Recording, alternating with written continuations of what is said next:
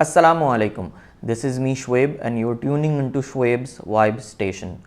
आज की पॉडकास्ट में हमने दावत दी है एक एक्सपर्ट जर्नल सर्जन को और आज हम समझेंगे और जानेंगे हर्निया को, गॉल ब्लैडर डिजीज़ को और डिफरेंट सर्जिकल कंडीशंस के बारे में। तो आइए चलिए मिलते हैं अपने गेस्ट डॉक्टर जाहिद अली से। अस्सलाम वालेकुम doctor Zahid, welcome to the podcast. बहुत बहुत शुक्रिया कि आप हमारी पॉडकास्ट पे तशरीफ़ लाए। कैसे हैं आप? वालेकुम जी, thank you doctor Shoaib first of all कि आपने मुझे इनवाइट किया अपने पॉडकास्ट में एंड अल्हम्दुलिल्लाह I am good. How are you? मैं भी बिल्कुल ठीक हूँ। अच्छा, सबसे पहले जो है वो मैं आपकी जर्नी के बारे में जानना चाहता हूँ। आप जर्नल सर्जन हैं, तो आप अपनी ट्रेनिंग के बारे में सबसे बताएं कि आपने MBBS किधर से किया, FCPS किधर से किया और अपनी पूरी जो जर्नी है उसके बारे में कुछ बताएं।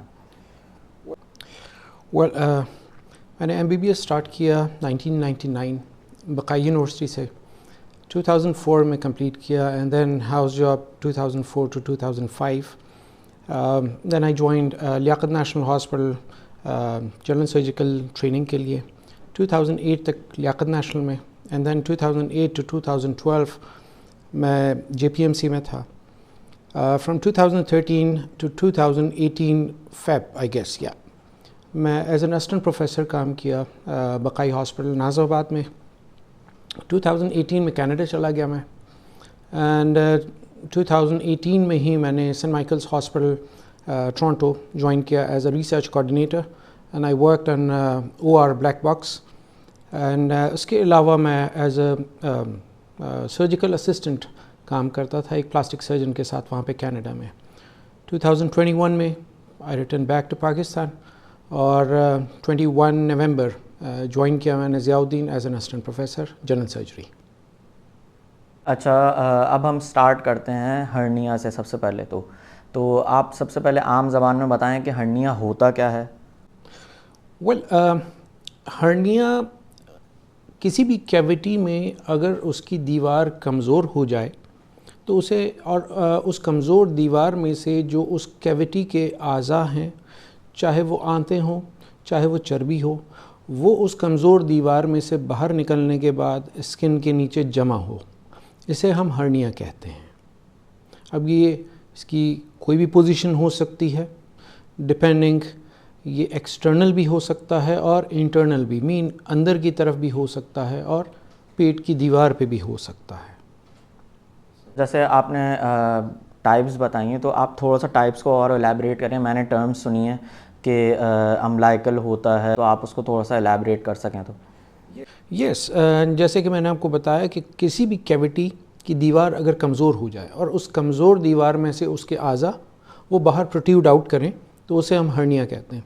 अब अगर तो वो नाफ के करीब हो, अम्बिलिकस के करीब हो या अम्बिलिकस के थ्रू बाहर निकल रहा हो तो उसे हम अम्बिलिकल हर्निया कहेंगे, या अम्बिलिकस के आसपास ऊपर या नीचे की तरफ हो तो उसे हम पैरा अम्बिलिकल कहेंगे, या फिर वेंट्रल और या पेट की दीवार पे ऊपरी हिस्से पे अगर हो तो उसे वेंट्रल हर्नियास कहते हैं। अगर तो ग्रोइन में हो, मीन थाई और पेट के बीच में, रान और पेट के बीच में अगर हो तो वहाँ पे उसे हम इंग्वाइनल हर्निया कहेंगे।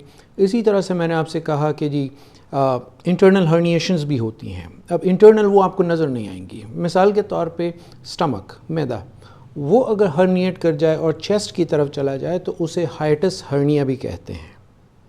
तो इसी तरह से डिफरेंट टाइप्स, इंटरनल हर्निएशन और भी फेमोरल हर्निया भी होते हैं, इंग्वाइनल हर्निया के बारे में हमने बात कर ली, और भी बहुत सारे टाइप्स होते हैं। अच्छा, रिस्क फैक्टर्स के बारे में बताएं कि इसका रिस्क फैक्टर क्या होता है, किस चीज़ से ये जो है वो कॉज होता है हर्निया। हर्निया जैसे कि मैंने आपको बताया, पेट की कमज़ोर दीवार, और वो कमज़ोर दीवार उस वक्त होती है कि जब उस कैविटी के अंदर प्रेशर बढ़ जाए। प्रेशर क्यों बढ़ता है, उसकी कई वजूहात हो सकती हैं। आप हैवी एक्सरसाइजेस कर रहे हैं, जो वेट लिफ्टर्स होते हैं उनमें हो सकता है, या फिर जिनका प्रोफेशन ऐसा हो कि वो वेट लिफ्ट करते हैं उनमें हो सकता है, या फिर लॉन्ग स्टैंडिंग कफ हो, खांसी हो, किसी को दमे की शिकायत होती है, बार बार खांसी करते हैं तो उसकी वजह से पेट के अंदर प्रेशर बढ़ जाता है, या फिर कब्ज़ियत की वजह से, या फिर एज अगर ज़्यादा हो, ख़ास तौर पे मेल्स में, उनमें पेशाब के गदूद की तकलीफ़ की वजह से पेट के अंदर प्रेशर बढ़ता है तो उसकी वजह से भी हर्निया हो सकता है। इसके अलावा इंसिजनल हर्निया एक टाइप है इसका। इंसिजनल जैसे कि नाम से पता चल रहा है कि इंसिजन के बाद या कट लगने के बाद अगर कोई ऑपरेशन होता है, उस ऑपरेशन के बाद भी वो दीवार कमज़ोर हो जाती है उस पॉइंट पे, और अगर वहाँ से हर्निएट करता है तो उसे हम इंसिजनल हर्निया कहेंगे। इंसिजनल हर्निया जैसे आपने कहा है तो फीमेल्स में प्रेगनेंसी के बाद जब डिलीवरी होती है तो सी सेक्शन होता है, तो उसके बाद भी जो है वो बहुत ज़्यादा केसेस देखने में आता है कि एक दफ़ा सी सेक्शन हो गया, दूसरी दफ़ा सी सेक्शन हो गया, उसके बाद जो है वो फिर हर्निया बन जाता है उन फीमेल्स में अगर बार बार सी सेक्शन होता है। तो आप इसके बारे में क्या कहेंगे कि क्या सी सेक्शन की वजह से भी हर्निया होता है? जैसे कि मैंने कहा, कोई भी कट लगे अगर तो उसमें पेट की दीवार या मसल्स इन्वॉल्व हो रहे हैं तो जो स्ट्रेंथ प्रोवाइडिंग लेयर है, जो कि स्ट्रेंथ प्रोवाइड कर रही है, वो मसल्स हैं। अगर उस पर कट लगाते हैं हम, जो कि हम आम तौर पे किसी भी ऑपरेशन में लगाते हैं, चाहे हम आंतों का ऑपरेशन करें, चाहे सी सेक्शंस हों फीमेल में, उसके बाद वो पॉइंट कमज़ोर ही रहेगा। जो अल्लाह ताला ने एक मरतबा बना दिया वो बना दिया, इंसान दोबारा उस तरह से नहीं बना सकता। अब वो पॉइंट वीक है, अगर तो उस कैविटी के अंदर प्रेशर बढ़ेगा तो उस वीक पॉइंट में से हर्निएशन के चांसेस बिल्कुल होंगे, चाहे वो सी सेक्शन की वजह से हो, चाहे वो किसी भी ऑपरेशन की वजह से हो, अपेंडिक्स का ऑपरेशन हो, उसके बाद भी उसके इंसिजन साइट पे वो वीकनेस रहेगी। उसके लिए एहतियात ज़रूरी है कि एटलीस्ट 6 मंथ्स तक वेट ना उठाएं।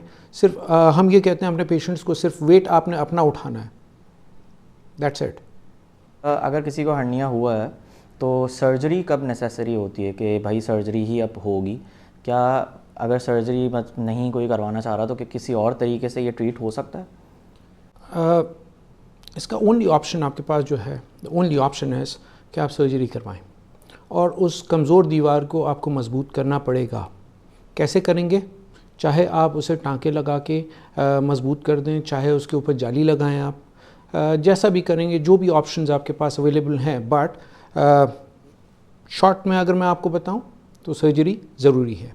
अगर सर्जरी नहीं करते हैं, आपका सवाल है कि कोई और ऑप्शन है, तो सिर्फ उस वक्त हम उनको ऑप्शन ये देते हैं कि जो कि सर्जरी के लिए फ़िट ना हो, तो उनको हम कहते हैं कि जी फॉर एग्ज़ाम्पल अम्बलाइकल हर्निया, नाफ के ऊपर हर्निया है तो एब्डोमिनल बेल्ट हम उन्हें एडवाइस करते हैं कि उसे प्रेशर दे के आप हर्निया को बाहर ना निकलने दें, उन आज़ा को बाहर ना निकलने दें, क्योंकि अगर वो बाहर निकलते हैं तो उसमें चांसेस होंगे उसके फंसने के, और जिसको कि हम मेडिकल टर्म्स में स्ट्रैंगुलेशन कहते हैं, या उसकी जो आंत का जो हिस्सा है उसकी खून की सप्लाई का बंद हो जाना।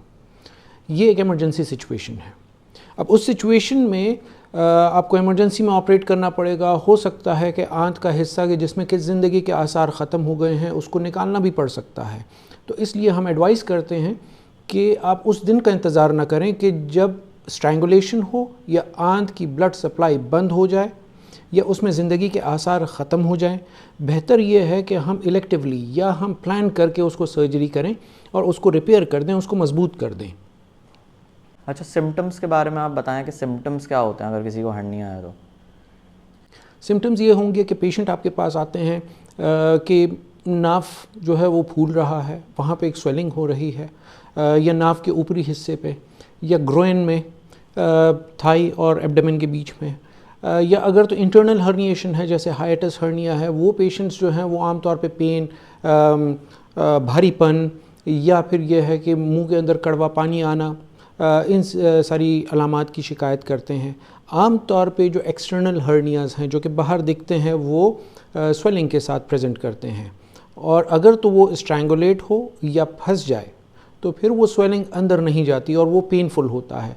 पेनफुल अगर कंडीशन होता है तो ये एक इमरजेंसी सिचुएशन है, उसमें फ़ौरन इमरजेंसी में डॉक्टर से रब्ता करना चाहिए, क्योंकि उसमें इमरजेंसी में ऑपरेट करना पड़ता है। टेस्ट वगैरह क्या करवाते हैं उसमें? अगर कोई या तो इमरजेंसी में आए या वैसे ही कोई आपके पास ओपीडी में आया तो क्या टेस्ट आप लोग करवाते हैं, बस सिर्फ क्लिनिकली देख के जो है वो आप सर्जरी रिकमेंड कर देते हैं? जहाँ तक हर्निया का ताल्लुक़ है, उसकी डायग्नोसिस का ताल्लुक़ है, तो वो तो क्लिनिकल डायग्नोसिस होती है कि हम देख के, हम कफ करवा के हम देखते हैं कि यस हर्निया है या नहीं है। जहाँ पे हम डाउट में होते हैं कि जी आई डोंट नो कि ये जो है कफ इम्पल्स या खांसी की वजह से ये बल्ज बाहर आ रहा है या नहीं आ रहा, तो उस सूरत में हम अल्ट्रासाउंड भी करवा सकते हैं। या ऐसी सिचुएशन में कि जहाँ पे स्ट्रैंगुलेशन है, कि जहाँ पे हम ये समझते हैं कि जी मैंने प्लान करना है कि जी मुझे रिसेक्ट करना है बावल को या नहीं करना है गट को, तो हम सीटी स्कैन पे भी जा सकते हैं। एक तो ये है कि डायग्नोज कैसे करेंगे। दूसरा सवाल ये पैदा होता है कि ओके डायग्नोज हो चुका है, ये हर्निया है, तो अगर उसको सर्जरी के लिए प्लान कैसे करेंगे या प्रिपेयर कैसे करेंगे। तो उसके लिए अलग से हम लेबॉर्ट्री टेस्ट भी भिजवाते हैं और एज पे डिपेंड करता है कि उनका ईसीजी होना चाहिए या चेस्ट एक्सरे होना चाहिए या नहीं होना चाहिए। उसके बाद फिर बेहोशी के डॉक्टर्स को दिखाते हैं, उनकी तरफ से फिटनेस मिलती है और आखिर में फिर हम प्लान करते हैं फॉर सर्जरी। अगर सबकी तरफ से क्लियरेंस मिल जाती है तो फिर सर्जरी की तरफ हम मूव करते हैं।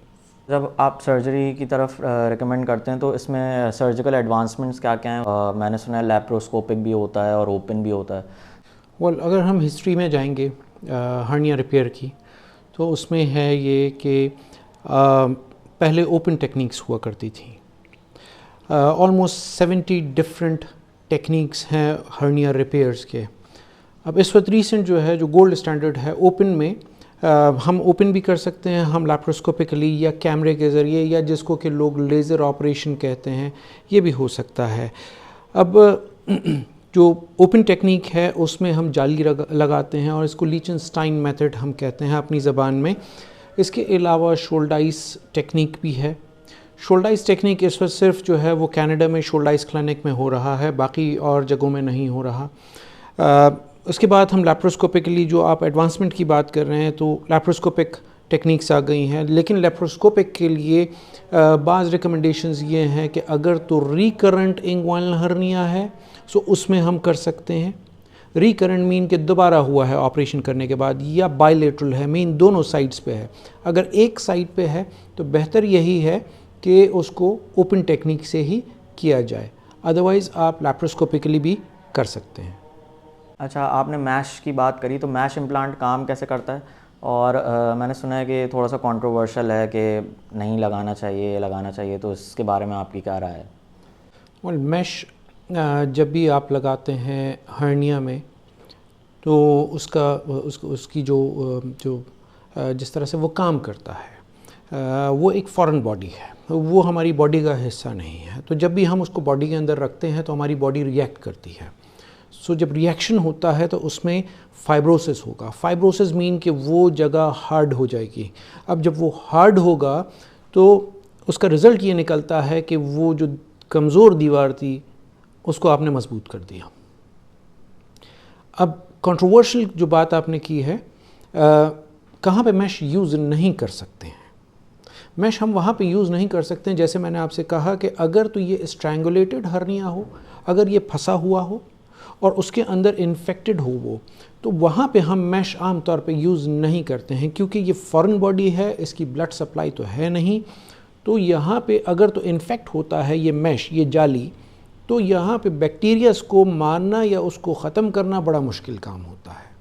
तो आम तौर पे स्ट्रैंगुलेटेड हर्नियाज़ में, फंसे हुए हर्नियाज़ में, जो कि इमरजेंसी में हम करते हैं, हम कोशिश यही करते हैं कि मैश न रखें।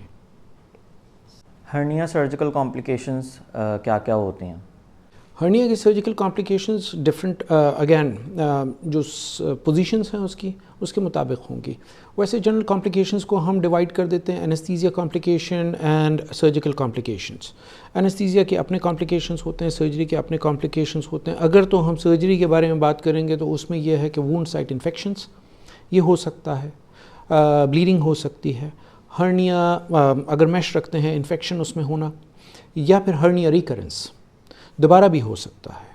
अगर हम मैश लगाते हैं तो उसमें chances of recurrence less than 1%, लेकिन अगर हम मैश नहीं रखते हैं तो चांसेस ऑफ रिकरेंस ऑलमोस्ट 10%। तो इसलिए हम रिकमेंड करते हैं कि जी मैश लगाइए। तो यहाँ पे दोबारा से बात आ गई मैश के बारे में कि जी कंट्रोवर्शियलिटी के बारे में, अगर तो हम मैश रखते हैं तो लेस देन 1%, मैश नहीं रखते हैं तो 10% तक रिकरेंस के चांसेस होंगे। अच्छा, अगर किसी को हर्निया हो गया है तो बहुत सारे लोग डरते हैं कि हमें सर्जरी नहीं करवानी, तो आप लोग ऐसे पेशेंट्स को काउंसिल कैसे करते हैं? किस तरह काउंसिल किया जाए कि भाई वो सर्जरी की तरफ जो है वो अपना दिमाग बनाएं कि ये ज़रूरी है चीज़? देखिए, आपको उनको इन्फॉर्मेशन देनी पड़ेगी, आपको उनको बताना पड़ेगा कि हर्निया सबसे पहले तो है क्या। अगर तो जिस तरह से आंत का कोई हिस्सा है वो बाहर निकल रहा है और उसकी ब्लड सप्लाई ख़त्म हो जाती है और उसके बाद फिर उसमें ज़िंदगी के आसार ख़त्म हो जाते हैं और आप इमरजेंसी में आते हैं और आंत का वो हिस्सा आपको निकालना पड़ेगा। कभी कभार तो ये होता है कि उसमें हम जोड़ भी नहीं लगा पाते, उसमें इतनी सूजन होती है कि जब हम टाँके लगा के उस आंत के हिस्से को जोड़ने की कोशिश करते हैं वो नहीं हो पाता। रिज़ल्ट क्या निकलता है उसका कि हमें पेट की दीवार पे एक बैग लगाना पड़ता है वक्ती तौर पे, कम से कम 6 से 8 हफ्ते के लिए, एंड देन वो उस बैग के साथ घूमते हैं। उस बैग से बचने के लिए, इस इमरजेंसी सिचुएशन से बचने के लिए, इस कॉम्प्लिकेशंस से बचने के लिए बेहतर यही है कि हम जल्द अज जल्द इलेक्टिवली प्लान करके इसको हर्निया को ऑपरेट कर लें। अच्छा, अब किसी ने सर्जरी करवा ली है तो उसके बाद उसको क्या प्रिवेंशंस और मतलब क्या जो है वो एहतियात करनी चाहिए ताकि उसको वापस ना हो या फिर कोई कॉम्प्लिकेशन ना हो बाद में सर्जरी करवाने के बाद? इसके लिए बहुत ही बेसिक्स पे हमें दोबारा से जाना पड़ेगा। कोई भी ऐसा काम नहीं करना चाहिए कि जिसकी वजह से पेट के अंदर या उस कैविटी के अंदर प्रेशर बढ़ जाए। वज़न नहीं उठाना, कब्ज़ियत अवॉइड करनी है। अगर कब्ज़ है तो उसके लिए फ़ौरन दवा या उसकी रेमेडी करनी चाहिए। अगर तो यूरिनरी ट्रैक्ट ऑब्स्ट्रक्शन है या उसकी वजह से पेशाब के गदूद की वजह से कोई ऑब्स्ट्रक्शन है, उसकी वजह से प्रेशर बन रहा है, तो हम आम तौर पे सेम ही सिटिंग में, सेम ही ऑपरेशन में हम गदूद का भी ऑपरेशन उनको ऑफ़र करते हैं ताकि फिर बाद में कॉम्प्लिकेशंस ना हो।